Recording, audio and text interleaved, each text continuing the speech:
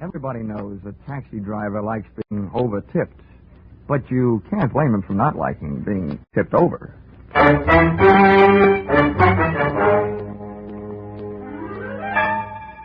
This is another in the adventures of America's fabulous freelance insurance investigator, Johnny Dollar. At insurance investigation, he's only an expert. At making out his expense account, he's an absolute genius.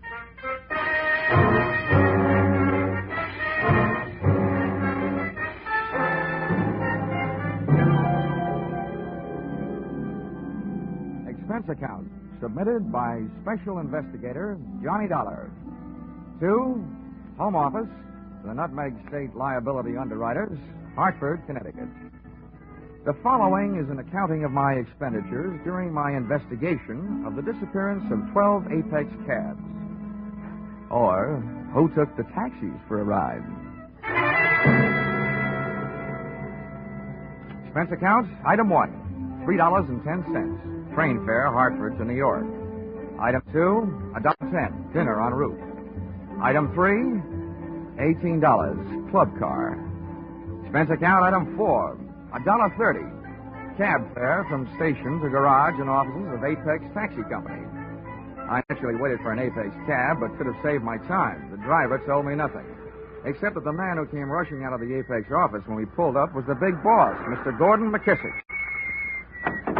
Thanks, driver. He's just the man I'm looking for. Here. Thank you, sir. Hey, McKissick! I can't stop now. I'm in a hurry. See me tomorrow. Wait a minute, will you? I'm Johnny Dollar from the insurance company. Oh, good. That's different. Just in time. Come along. Where are we going? Come on, tell you in the car. Just had a call from the police. Another one of my cabs has been stolen. Huh? They found the driver slugged and unconscious, and I got to get out there. I tell you, Dollar, I'm going crazy. This has got to stop. It's not only driving me out of business, it's driving me out of my mind. The police have done their best, and Lord knows I have too, but I'm about ready to give up. This makes 12 of my taxi cabs disappeared off the face of the earth. It's fantastic. I can't believe it. Hold it, McKissick. Do us both a favor, will you? Huh? What? Play cucumber for a few seconds. Oh. Remember, the insurance company I represent has plenty to scream about, too. What I need is some facts. I haven't got any facts. And if this keeps up, I won't have any taxis. They're gone, that's all. 12 of them, that's all there is to it. Any idea of a motive? Some new kind of car theft? That's what the cops say. Okay, what's your idea? Robbing the drivers? You don't have to steal a cab to rob a driver. It's ridiculous. All right, then. What else could it be? Competition? Sabotage? That's my guess. Competition. So far, it's only a guess. I'd give anything to know. So would the insurance company. Anything. They'd even give up my happy young life.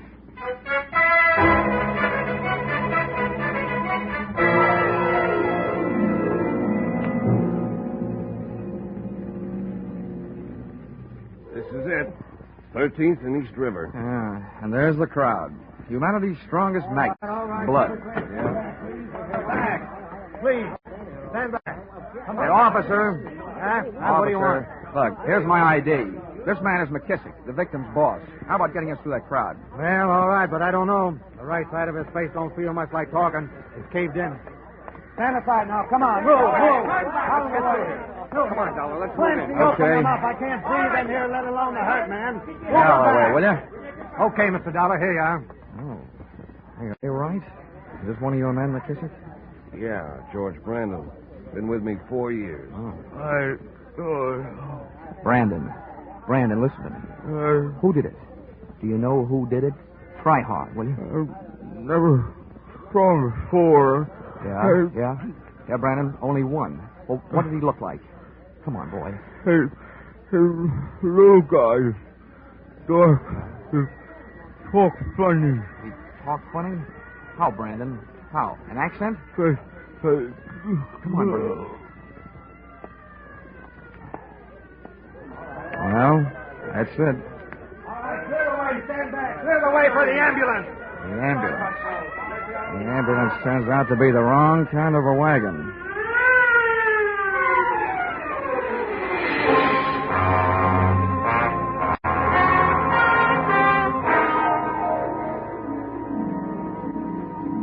Expense account, item 5, $28. Transportation the following day, visiting hospitals and the homes of the other 11 Apex drivers who had lost their cabs.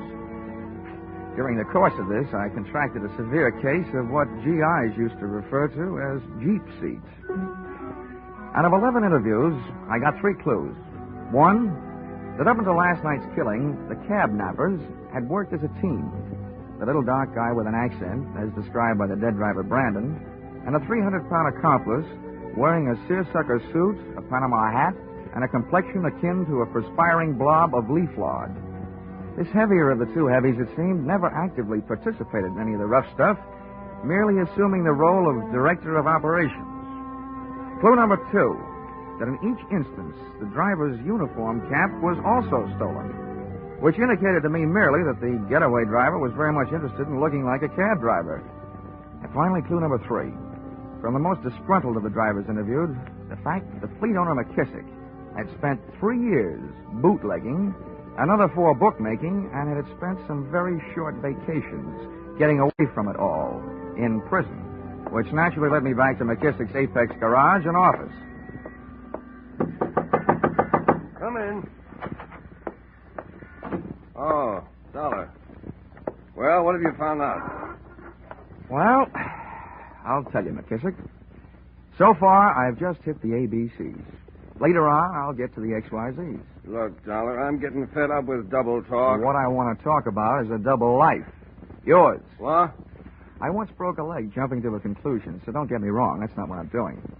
But a less experienced investigator might immediately assume that a man like you, an ex-bootlegger, ex-bookmaker, ex-jailbird, just might be stealing his own cabs for the insurance money. You small Now, wait a town- minute. Don't get that way, or I might also get the idea that you have a killer instinct. My record's my own business.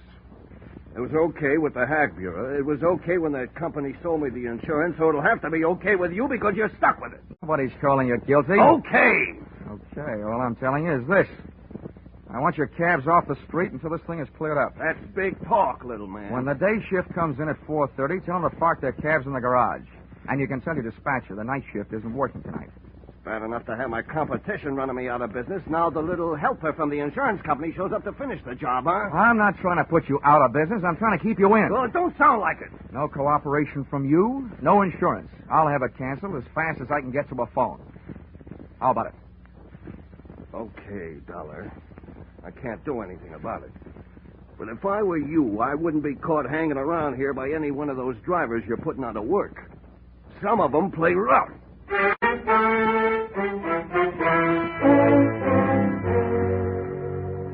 You can always depend on a cab driver for being on time, when it's time to knock off work. By 5 o'clock, the garage was full of taxis and carbon monoxide fumes. By 5:30, it was devoid of humanity, and a night watchman I'd met before stood guard outside the locked gate. At 6 o'clock, a visitor dropped in on him, followed almost immediately by me.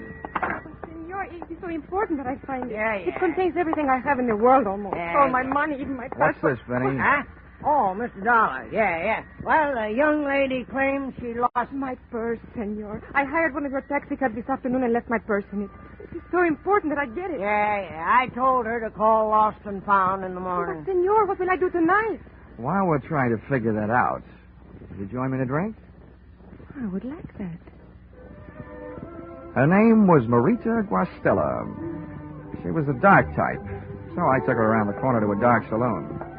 On the way in, we passed 4 grumbling Apex cab drivers shooting hot looks at me over cold beers. I arranged her in a booth so I could keep an eye on them, in case their intentions were no good, and an ear on her story, which I knew wasn't. This is my first trip to America. I came from Spain 2 weeks ago. This afternoon I was shopping on Fifth Avenue, and that is when I took the cab from 49th Street to the Sherry Netherlands Hotel. 49th, Sherry Netherlands. Yes. What time did you take the cab? Wait, I'm not sure exactly. It would help. Oh, it was exactly 10 minutes after 4. I remember now. I looked at a clock. And what time did you arrive at the hotel, Marita? Why are you writing all this down? Just trying to help you find your purse. Oh, but I do not want to put you to any trouble. I am perfectly willing to search through the taxis myself. Honey, the city of New York has gone to a lot of trouble to save you that trouble. Every driver has to keep a record of every trip. Where he picks up his passengers, where he drops them, and when. He puts it on a big card. So all we have to do is find out which card has your trip listed on it, then we'll know which cab. Then we'll go to the little cab and probably find your little purse. All right? Oh, it is very good of you, senor. If you would not mind the trouble. Sometimes bothering with this kind of trouble eliminates my employer's troubles. How about another martini?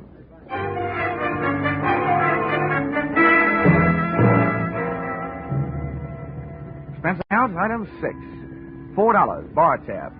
Tip to waiter, $1. And here's a tip to young ladies who were pretending that they just came from Spain 2 weeks ago. Don't order bird bath martinis and put them away in one gulp. The drinking taste of Spanish ladies is more the sherry type. And martinis are hard enough to get used to in 2 years, let alone 2 weeks. Oh, who knows? Maybe she was just in a hurry to get to the Spanish olives. One thing was fairly apparent, though. She seemed to be in a hurry to get something out of one of those cabs, and not by way of the lost and found department. The least I could do, both as a gentleman and an insurance investigator, was to accept her phony-sounding story and take her back to the garage. I arm in arm the sometime senorita around the block, passing the time in a conversation not exactly based on her mother's favorite recipe for Rosa con pollo. As we passed the office portion of the Apex Cab building, I gave up looking into her eyes and saw something that was open even wider, the garage gate. Johnny, what is it? The watchman, he's gone. Perhaps he just stepped inside. Look at the stains on the sidewalk. Blood. Oh, Bridewell. He's been... Bridewell? Who's Bridewell? I do not know. Who's Bridewell? Please let me go. Let me go, please, Johnny. You're hurting my arm. Marita had twisted away and was hightailing it up the street. I went stamping up the ramp in the direction of the source of the scream. On the way up, I hit the light switch. In this racket, even big boys should be afraid of the dark. The first portal, I slowed my run into a pussyfoot pace and edged around the corner, sliding my back along the dispatcher's counter. When I got halfway down, the corner of my right eye picked off a pair of high black shoes, night watchman type. Heels on the floor, toes pointed up, sticking out from behind the end of the counter. I didn't have time to get a look at the rest of them. Something so round, so firm, and so fully loaded gave me a cold steel kiss under the left ear. Pray do yourself the favor, sir, of remaining absolutely still. Now, you may turn around. Would this be Mr. Bridewell? Good indeed, sir. Well, what about the night watchman? Have no fears for him. I am fortunately accomplished in the administration of first aid. With a good deal of practice. I've seen to it that he's resting comfortably. I'll bet. Well, Victor, my boy, I trust your search was successful. Successful? Somebody beat us to it. All them cabs has been searched. Nonsense, my boy. How can you tell in so short a time? How about taking a look for yourself, fat boy? You couldn't possibly have picked over all of them. Proceed with the search quickly. In the meantime, perhaps our friend here is the proprietor of the search that preceded ours. In this case, practically anything could happen. Yes, anything could. Knowing that should encourage you to mind your manners. Now, sir, will you accompany me to my hotel where we can discuss this further? With you holding that .38 caliber steel-engraved invitation in your hand, I'd be a perfect cad to refuse.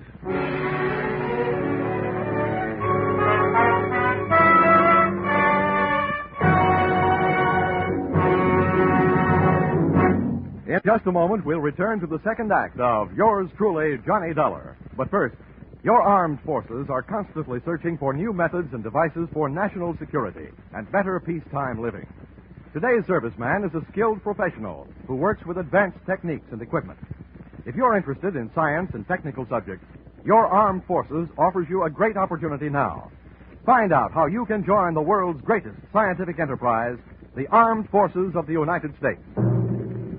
Now, with our star, Charles Russell, we return to the second act of Yours Truly, Johnny Dollar. And tonight's story, Who Took the Taxis for a Ride?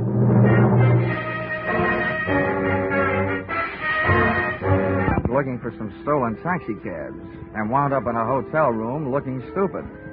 Not wishing to make this a permanent effect, I put my mind to work, and the fruits of its labor went something like this. Whoever had been stealing those cabs, and I figured I was face to face with one of them now, had not been stealing the Apex rolling stock for the cabs themselves, but for something evidently hidden in one of them. From here on in, there was only one way to play it, by ear. That was easy, because the pasty-faced 300-pounder draped in a double-breasted seersucker tent was doing all the talking. Back in 1912, when I was expelled from Oxford University as a result of an unfortunate association with an unscrupulous proctor, I arrived at this decision, sir. It is sometimes not profitable to be on the apparently right side. Do I make myself clear? Well, in a roundabout way, I think so. Now then, I am thus fully acquainted with my position in regard to this matter of the Scarlet Madonna. But you, where do you stand? I'm running a one-man escort service for Marita Guastella. Marita. So, the lovely but unwise Marita has taken unto herself an accomplice, has she? Well, as long as you're allied with her, you and I must be at cross purposes. Well, I'm open to suggestions. Good. The girl is nothing more than a penniless adventuress, a common thief. But I, sir, may be able to tempt your transient loyalties with some very fetching terms. Mm-hmm. Well, Victor? It's our man, all right. I knocked it out of that night watchman when he came to. There was only one guy in that garage besides us. This is him. Let's go to work. Now, here, Victor.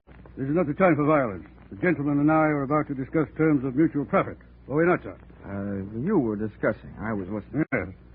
You'll find that I can be concise when the situation demands that I be. Shall we start with a figure of, say, $5,000? I got nuts. Let me work him over. Now, Victor, you kindly remember that I deplore violence. Well, young man, what do you say? Nuts to your 5,000, Mr. Bridewell. Good heavens, man, have you lost your mind? What do you think the Scarlet Madonna is worth to you? Well, so far it's been worth one man's life, 12 taxicabs. On a used car lot, that comes to more than $5,000. $7,500 then. Keep coming. Now, see here now. There's not only a limit to my generosity, there's a limit to my patience. How else do you expect to realize such a hundred profit? I haven't made up my mind. And perhaps I can help you. Here are the problems you face. The Scarlet Madonna is no ordinary gem to be disposed of through the ordinary channels. You, sir, have the faintest notion of the importance of the jewel. I've got a hunch I could retire for life on it. A very short life it might be. It'd be a pity if your blood were mixed with that already shed through the centuries over the Scarlet Madonna. I don't waste time with that story fat stuff. We haven't got all week. My purpose in this repetitious recitation is bona fide. The bloody history may convince our friend that no one since the year 1256 has been able to share for any appreciable length of time the company of the Scarlet Madonna. Hey, tell him about the Well, that pirate. was the year it was fashioned. He wore the vestments of John of Vicenza. On March 20th that year, he was ordered by Alexander IV to hasten to the province of Tuscany to aid in the routing of the heretics. The pirate. There, John was murdered and robbed of this jewel. And since that date, it has never ceased its bloody journey through history. England, France, and Spain. Don't forget the pirate that stuff. Thank you, Victor, for your helpful interest. Indeed, it is true. During one of its bloodier experiences, it was woven into the beard of an Alsatian pirate, from which it fell when his head tumbled into the basket beneath a guillotine. Yes, that would suit me. You see, mister, don't go losing your head. I'm trying not to.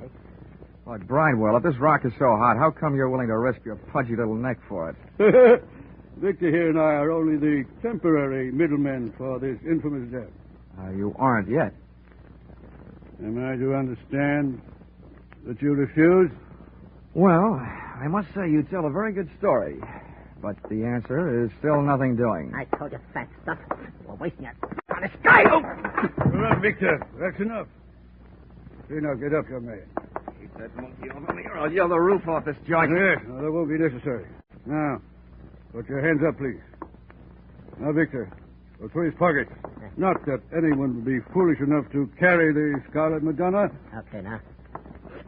Stand easy. You'll kick your teeth in. Don't try it. Hey. Come on. You know what we got here? Insurance stick. I know, Victor. One gun is enough. Not for me, it ain't. It must be from the company insuring the rock. No, Victor. I am thoroughly familiar with the policies covering the Scarlet Madonna. What's the gentleman's name? Johnny Dollar from Hartford, Connecticut. And right now, thinking there's no place like home. I'm leaving. No, not alive, you ain't. We can't let him out of here. He's red hot for us. Put down your weapon, Victor. There's been trouble enough. Hold on. Now you don't. Oh, yes, I do. Back off, Buster. Now, Victor, I must insist. Let him get away. Let go of me. Insurance investigator, whatever. If he knows where the jewel is, he's more good for us alive than dead. More valuable than even you.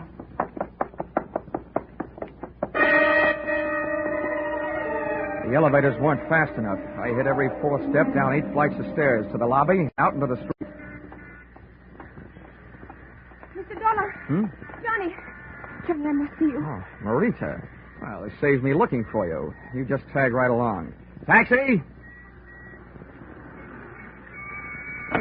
Here you are, sir. After you, Lady of Spain. Thank you, General. You're welcome.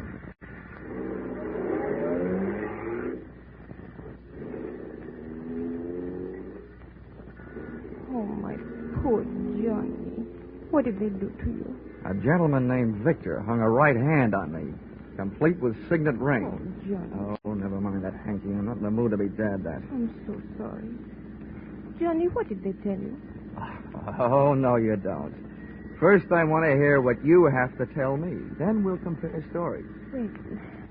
There's not much to tell. The Scarlet Madonna is rightfully and legally mine. My only crime was to bring it into this country illegally for customs. I met Broadwell and that horrible Victor on the ship. And when I got to New York, I realized that they were following me. I was terrified. That I'll believe. I was in a taxicab, and they followed me in another. It forced us to a curb, and, well, I hid the jewel in the upholstery of the taxi. Then I jumped out and fled for my life. Of course, I remember that it was an Apex cab. I've been trying to find the exact one ever since. So apparently they. How'd they find out? They ran after me that night. They searched me and all of my belongings. And then when I started my search, they realized what I was doing. Well, looks like anybody can catch the brass ring on this merry-go-round. Please, Johnny, tell me that you will help me to recover the Madonna. Look, gorgeous. All I'm trying to catch up with is a dozen stolen taxicabs. But you're not just going to leave me flat? With that figure? Impossible.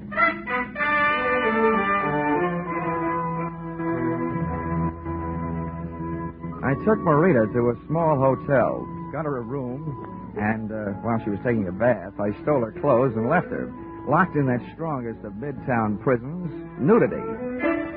The first joker I went looking for back at the Apex garage was the unfortunate night watchman. I found him sitting up and taking nourishment out of a bottle, and nursing an egg on his head that would have hatched an ostrich. Oh, it's you, Mr. Dollar. Yeah. I tell you, I've been worried about you. Yeah. Thank heavens you're all right. No thanks to you. No, what do you mean, sir? I mean, why'd you tell that sawed-off ape who slugged you around that I searched these cabs in here last night? Why, I didn't mention you, sir. I told him it was the boss, McKissick. Huh? Yeah. McKissick? Where is he now, do you know? He just came by. I believe he's next door in his office. Thanks. Yeah. Oh, McKissick. This case is developing more suspects than a garlic breath in a crowded elevator. Come in, Chester. Come. I try to level with you. 10,000 is my top offer. Turn it over. Let's see your money. You don't trust me, I don't trust you. All right, you had your chance. Now on, there ain't no money. There ain't no money in it. No, Victor, no. Hey, what's it? Here's what I owe you. Come on, get up. More.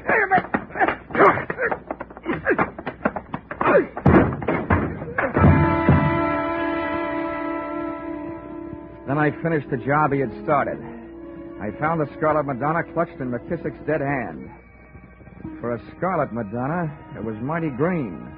It was an emerald about the size of a pack of cigarettes that's been flattened out in your pocket. A Madonna figure was carved in bas relief on one surface. As I stood over the body of McKissick, looking down at the green gem in my hand, I realized where it got its crimson name. For on the floor, outlining my hand, was a spreading pool of scarlet blood. Well, sir, we meet again. Yeah, so it seems. May I offer you my congratulations, at the same time request that you hand over the Scarlet Madonna? Being unarmed, as you are, you're not welcome to it. Well, perhaps I have something more persuasive than a weapon. Here are my credentials. I'll look at them if you'll back up against the wall. Very well. You'll also find there a letter authorizing me to the legal possession of this infamous, this hateful, this accursed instrument of greed. It will explain that it's been my odious duty to retrieve it for its rightful owner, the Stillwell Museum in London, from which it was stolen by Victor and his erstwhile lady-in-waiting, the exotic Marita. Insurance investigator. You? Where do you come from? What's your outfit? Yes, I thought I'd set you back on your heels. I'm from London. Pity we didn't have each other's interests classified earlier. We might very well have, shall we say, collaborated in this matter. Yeah. I'm sure there's an unvoiced question lurking on the tip of your tongue. My association with the bestial Victor. Well, at this point, I didn't want to insult you. Yeah, think nothing of it, my boy. Due to a fortunate similarity in voice and physique to your accomplice actor, Mr. Sidney Greenstreet, I find myself automatically listed as undoubtedly the villain of the piece. In this case, and in many others during my fantastically successful career as an insurance investigator, I was able to align myself with the basic source of the villainy involved. Further, I pray that you not accuse me of being associated with any of the physical violences which have punctuated this case. In short, this Victor fellow occasionally slipped through my fingers. Look, all I'm trying to find is 12 lousy taxicabs. Well, then, your troubles are at an end, my boy. I shall write out an address. Fine. And then... there you shall find them unharmed in the warehouse hard by the East River. Okay. You'll forgive me, I'm sure, if I tell you that in this case, it is but another small milestone in the glorious pathway strewn with superior accomplishments in solving those minor mysteries evolved by the niggardly minds of the sniveling criminals who would offend the sanctity of that guardian of the peace of the public mind. Insurance company. Amen.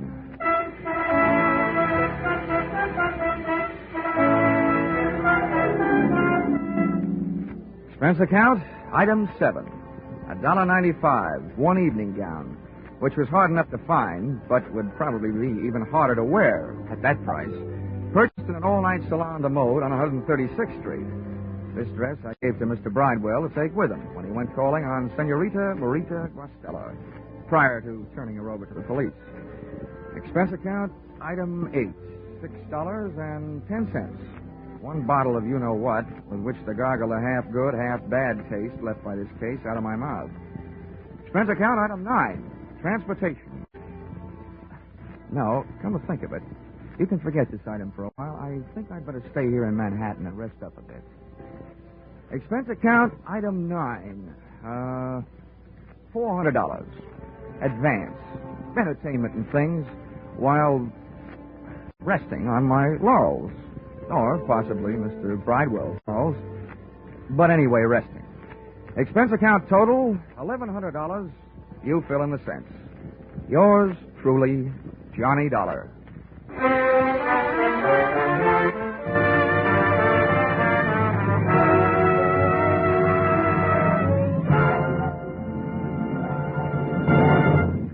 Yours truly, Johnny Dollar, is produced and directed by Norman MacDonald and stars Charles Russell, with script by Paul Dudley and Gil Dow.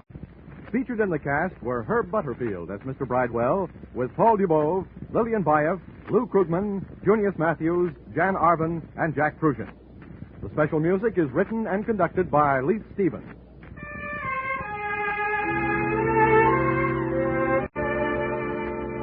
Be sure to be with us again at the same time next week when another most unusual expense account is handed in by Yours truly, Johnny Dollar.